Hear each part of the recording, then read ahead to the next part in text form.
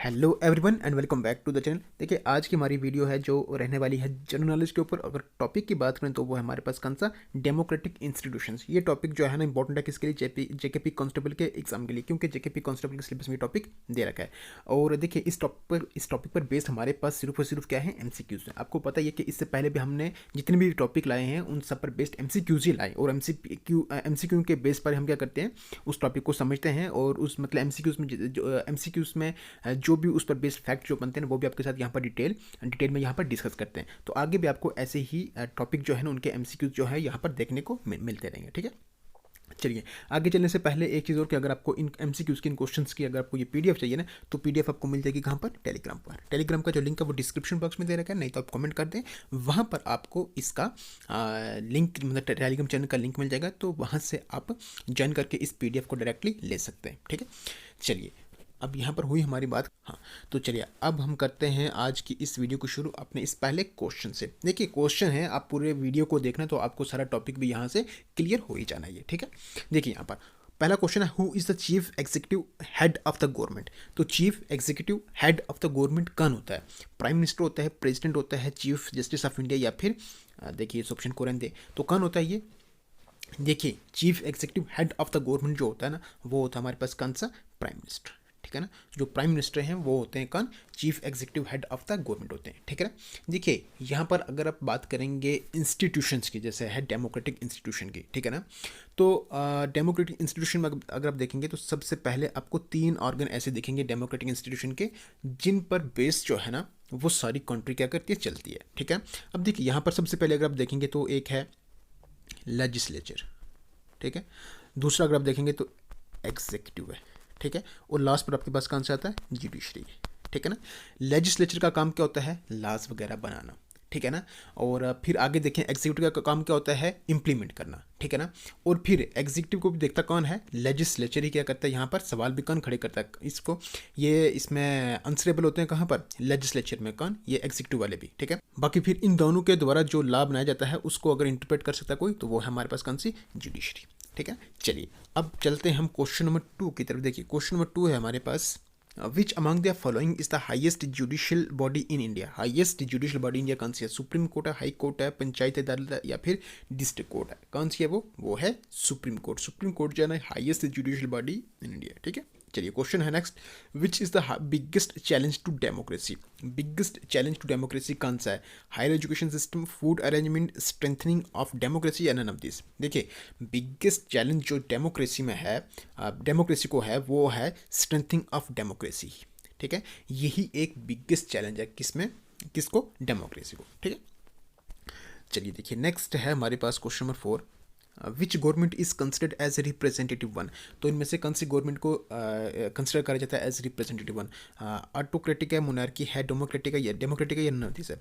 तो कौन सी है, देखिए गवर्नमेंट अगर आप देखेंगे अलग अलग टाइप में आपको देखने को मिलेगी, जैसे मोनार्की होती है, डिक्टेटरशिप कह सकते हैं, उसके साथ अगर आप देखेंगे तो रिप्रेजेंटेटिव, जैसे ये अभी आप देखेंगे डेमोक्रेटिक गवर्नमेंट अभी हम जिसकी बात करेंगे। ठीक है ना, तो आंसर ही मैंने बोल दिया यहाँ पर। ठीक है, तो डेमोक्रेटिक गवर्नमेंट है ये। ठीक है, जिसमें रिप्रेजेंटेटिव, उसमें जिस गवर्नमेंट में रिप्रेजेंटेटिव को क्या कंसिडर करा जाता है। ठीक है, मोनार्की में अगर देखें तो किंग होता है, क्वीन होता है। ठीक है ना, तो इस तरह से आप देखें अलग अलग टाइप की ये गवर्नमेंट होती है। ठीक है, अभी जो हमारी है वो कौन सी है, डेमोक्रेटिक, इसमें डेमोक्रेटिक गवर्नमेंट है। ठीक है ना, ठीक है, इसमें ये होगा कि जो भी मतलब इसमें अगर आप देखेंगे तो रियल पावर जो होती है वो किसके पास होती है, पीपल के पास होती है। ठीक है ना, पीपल क्या करते हैं, लोग क्या करते हैं कि अपने रिप्रेजेंटेटिव को आगे चुनकर भेजते हैं, और वो फिर क्या करते हैं आगे लॉज बनाते हैं, मतलब और फिर वही आगे रिप्रेजेंटेटिव जिनको उनका भेजा जाता है वो क्या करते हैं, आगे गवर्न करते हैं पूरी कंट्री को। अगर आप देखेंगे लॉज वगैरह बनाते हैं। ठीक है, तो उनका काम ही आगे होता है। ठीक है, चलिए रियल अगर आप देखेंगे तो पीछे पावर है किसकी, एक्चुअली उनको कौन बना के भेज रहा है, वो है पीपल। ठीक है, नेक्स्ट है, who is responsible for conducting free and fair election India. तो फ्री एंड फेयर इलेक्शंस को कंडक्ट कराने के लिए कौन रिस्पॉन्सिबल है इंडिया में, prime minister, parliament, election commission of India, या फिर सुप्रीम कोर्ट। कौन है ये है इलेक्शन कमीशन ऑफ इंडिया। ठीक है, चलिए देखिए नेक्स्ट है हमारे पास, by giving the right to vote the constitution of India establishes social democracy, political democracy. देखिए राइट टू वोट को देने से जो कॉन्स्टिट्यूशन ऑफ इंडिया उसने इस्टेब्लिश करता है क्या, सोशल डेमोक्रेसी या पॉलिटिकल डेमोक्रेसी, या फिर दोनों। देखिए ऑप्शन सबके सामने, वो मैंने बात कर दी है। ठीक है ना, तो आंसर की बात करें तो देखिए यहाँ पर राइट टू वोट देने से ना जो डेमोक्रेसी इस्टेब्लिश होगी वो होगी कौन सी, पॉलिटिकल डेमोक्रेसी, वो होगी कौन सी? पॉलिटिकल डेमोक्रेसी होगी, ठीक है। सोशल डेमोक्रेसी में अगर आप देखेंगे जिस तरह से डॉक्टर बी आर अम्बेडकर ने यूज़ करा था, क्या? लिबर्टी, इक्वालिटी एंड फ्रेटर्निटी, इसके लिए ये होना ज़रूरी है। लेकिन आप पॉलिटिकल डेमोक्रेसी में अगर आप जाएंगे तो उसमें आपको क्या होना है कि रियल पावर जो होगी वो किसके पास होगी? वो रियल पावर होनी चाहिए किसके पास? लोगों के पास, ठीक है। तो रियल पावर कैसे जाएगी? जब उनके पास क्या होगा? राइट टू वोट होगा, ठीक है ना। तो उस केस में जब राइट टू वोट होगा तो उस केस में जो डेमोक्रेसी होगी वो कौन सी होगी? पॉलिटिकल डेमोक्रेसी होगी, ठीक है। चलिए देखिए, नेक्स्ट है हमारे पास, who define democracy as a form of government of the people, for the people and by the people. ये किसने डिफाइन करा, मतलब किसने ये दिया है इसमें डेमोक्रेसी को as a form of government of the people, for the people and by the people? किसने दिया ये? देखिए, ये दिया है अब्राहम लिंकन ने, ठीक है, याद रखना है। नेक्स्ट है हमारे पास, which institution India is responsible for auditing government expenditure. Government के एक्सपेंडिचर को लेकर कौन सा इंस्टीट्यूशन इंडिया में रिस्पॉन्सिबल है, मतलब उसकी ऑडिटिंग के लिए रिस्पॉन्सिबल होगा कौन से इंस्टीट्यूशन रिस्पॉन्सिबल होगा? कैग है, एनएचआरसी एनजीओ है, या फिर सीवीसी है? कैग मतलब controller and auditor general, NHRC मतलब national human right commission, NGO मतलब non governmental organisation, and CVC मतलब चीफ इसमें सिविल, इसमें क्या कहते हैं उसको, सेंट्रल विजिलेंस कमीशन, ठीक है ना। तो इसमें क्या होगा? वो होगा कंट्रोलर एंड ऑडिटर जनरल, ठीक है। वो रिस्पॉन्सिबल हो गए गवर्नमेंट के एक्सपेंडिचर, मतलब गवर्नमेंट के एक्सपेंडिचर के ऑडिटिंग को लेकर, ठीक है। चलिए देखिए, नेक्स्ट है हमारे पास question number 9, who is the constitution head of the country. Constitution head of the country कौन होता है? Prime minister, president, chief justice of India, या फिर इलेक्शन कमिश्नर? तो देखिए, constitution head of the country होता है कौन? प्रेसिडेंट, ठीक है। Next, what is the primary function of the Indian parliament. Primary function क्या है इंडियन पार्लियामेंट का? Implementing laws, making laws, enforcing laws, या फिर कंडक्टिंग लॉज? देखिए, प्राइमरी फंक्शन जो इंडियन पार्लियामेंट का है ना, वो है हमारे पास कौन सा? मेकिंग लॉज, ठीक है। चलिए देखिए, नेक्स्ट है हमारे पास question number 11, in which of the following years did the first amendment act of the constitution of India come into force. देखिए, कॉन्स्टिट्यूशन ऑफ इंडिया को लेकर फर्स्ट अमेंडमेंट जो उसमें हुई है ना, वो कब लागू हुई है? 1971 में, 1951 में, 1989 या फिर 1948? कब हुई है वो? 1951 में। चलिए, नेक्स्ट है हमारे पास क्वेश्चन नंबर 12,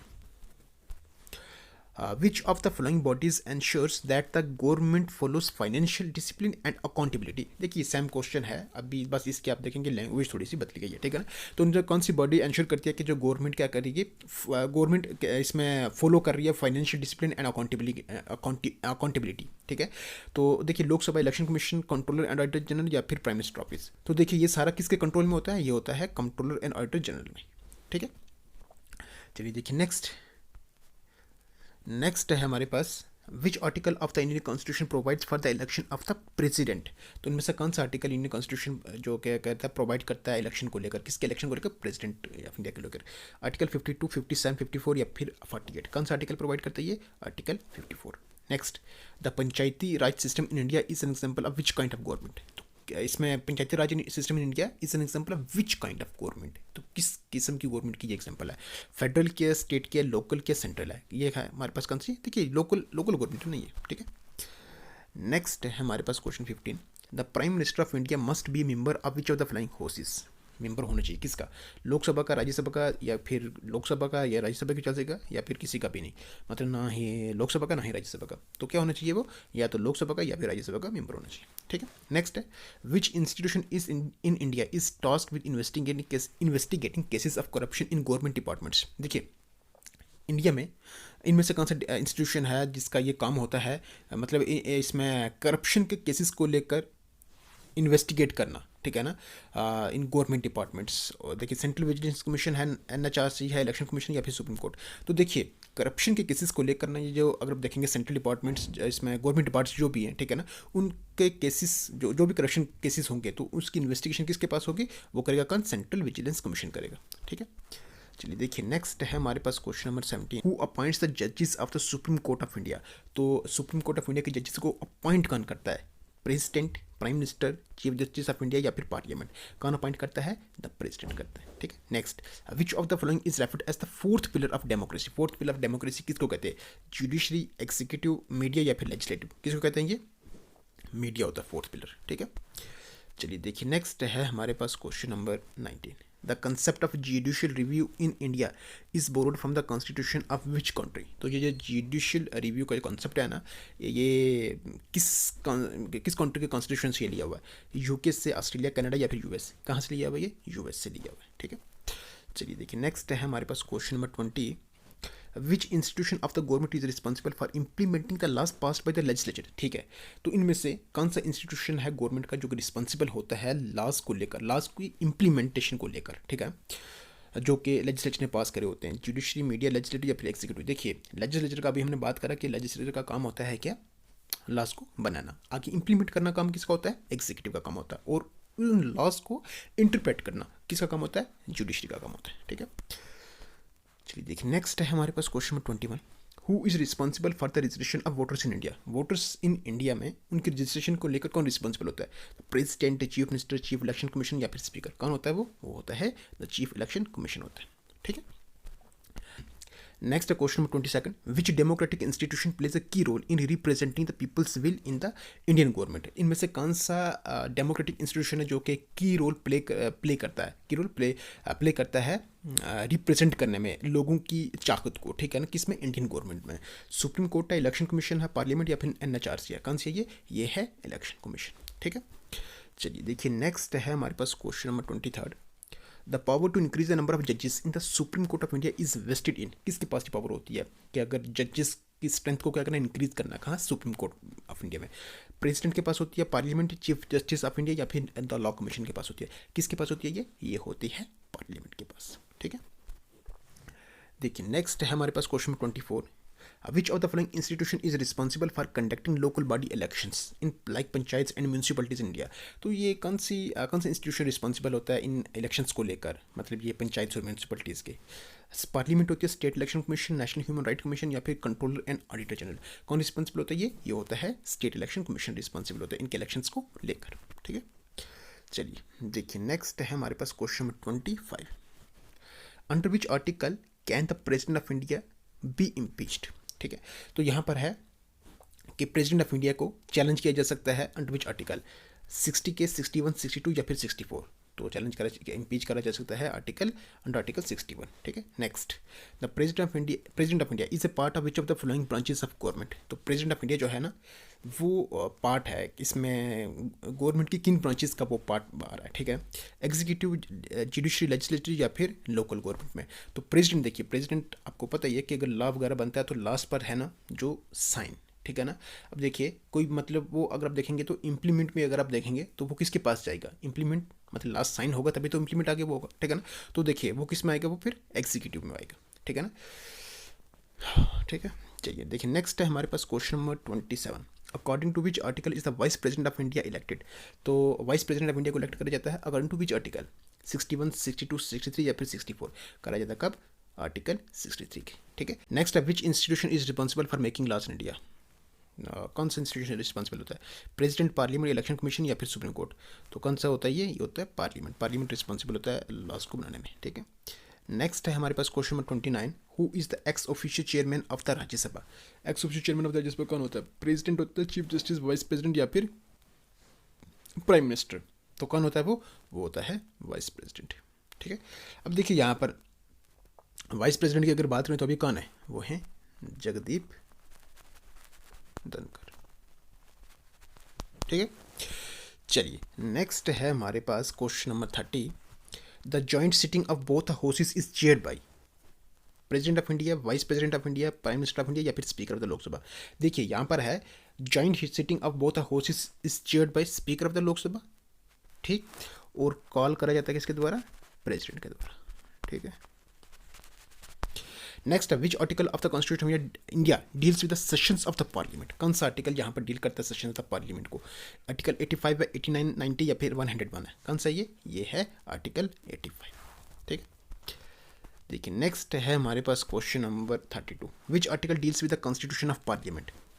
79, 80, 81 या फिर 83? कौन सा ये है 79। नेक्स्ट है the supreme court of India came into being on? तो सुप्रीम कोर्ट ऑफ इंडिया जो है ये इसमें कब इस्टेब्लिश हुआ है? 26 जनवरी 1950 में या फिर 28 को या फिर 15 को या फिर 26 नवंबर 1949 को? कब हुआ ये हुआ 26 जनवरी 1950, ठीक है। चलिए नेक्स्ट है हमारे पास question number 34। Who is the custodian of the constitution India? Custodian of the constitution India किसको कहते हैं? कौन होता है वो? प्रेसिडेंट है, पार्लियामेंट, इलेक्शन कमीशन या फिर सुप्रीम कोर्ट? कौन होता है वो होता है सुप्रीम कोर्ट। ठीक है। नेक्स्ट है which article of the Indian constitution mandates the election commission to conduct elections to the parliament and the state legislature? देखिए यहाँ पर कौन सा आर्टिकल इंडियन कॉन्स्टिट्यूशन का ये मैंडेट देता है इलेक्शन कमीशन को कि वो कंडक्ट करें इलेक्शंस पार्लियामेंट में और स्टेट लेजिस्लेचर में? मतलब किस आर्टिकल में? ये देखिए ऑप्शन आपके सामने है। मैं आंसर की बात करूँ तो वो है आर्टिकल 324। ठीक है। चलिए देखिए नेक्स्ट क्वेश्चन है हमारे पास। Which among the following can appoint the controller and auditor general of India? इनमें से कौन अपॉइंट कर सकता है controller and auditor general of India को? Prime minister, chief justice of India, the vice president या फिर प्रेसिडेंट? कौन अपॉइंट कर सकता है? प्रेसिडेंट इसको अपॉइंट करते हैं। ठीक है। हाँ चलिए नेक्स्ट, हाँ नेक्स्ट नहीं बल्कि ये हमारा था लास्ट क्वेश्चन। चलिए इस लास्ट क्वेश्चन के साथ हमारी वीडियो होती है कंप्लीट। तो आई होप जो भी एमसीक्यू जो भी क्वेश्चन यहाँ पर आपके लिए लाए हैं, डिस्कस कर रहे हैं, वो सारे आपको बेहतर लगे होंगे, मतलब बेनिफिशियल लगे होंगे और वीडियो आपको पसंद आई होगी। सच में अगर वीडियो आपको पसंद आई है तो वीडियो को कर दे लाइक, चैनल पर नहीं तो कर दे सब्सक्राइब, बेल आइकन को प्रेस करना बिल्कुल भी ना भूले, क्योंकि उससे हारने आने वाली वीडियो की नोटिफिकेशन आप सबसे पहले पहुँचती भी है। चलिए अब अपनी इस वीडियो को यहाँ पर करते हैं स्टॉप। रखिएगा अपना ख्याल, टेक केयर, गुड बाय।